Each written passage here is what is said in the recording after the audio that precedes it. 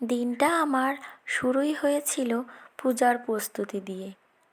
খুবই ভালো লাগে এই বিশেষ দিনগুলিতে, বিশেষ করে ঘরবাড়ি সুন্দরভাবে সাজাতে আর এই কাজে নিজেকে ব্যস্ত রাখতে।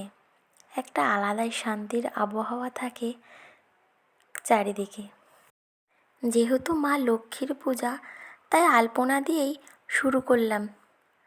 এই এমন একটা দিন এটি যে সবাই যে যার নিজের বাড়ি সুন্দর করে চারিদিকে আলপনা দেয়, দেখতেও খুব ভালো লাগে। আমরা একে অন্যের বাড়িতে এই আলপনা দেখার জন্যই কত ছোটাছুটি করতাম ছোটোবেলা থেকেই। তারপর আসে পূজায় নাড়ু বানানোর প্রস্তুতি। পূজায় নারকেল নাড়ু না থাকলে পূজার যেন মনে হয় কেমন অসম্পূর্ণই থেকে যায়।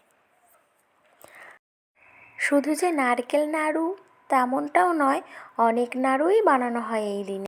খুবই ছোট করে আমার মনের মতন মায়ের পূজাটা করেছি ও আমরা খুবই খুশি সমস্তটা করতে পেরে।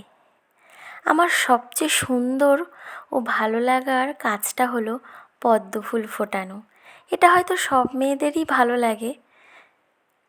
এটা মায়ের হাতে দেওয়া, দেখতেও খুবই ভালো লাগে। সেদিন মায়ের মুখটা খুবই ভালো লাগছিল, খুব মিষ্টি লাগছিল। তারপর ঠাকুরমশাই এসে পূজা সম্পন্ন করেছিলেন। এইভাবে আমি কোজাগরী লক্ষ্মী পূজার দিনটি পূজা দিয়ে প্রসাদ পেয়ে উপভোগ করলাম। আপনাদের কেমন লাগলো অবশ্যই জানাবেন। ভিডিওটি দেখার জন্য সকলকে অনেক অনেক ধন্যবাদ।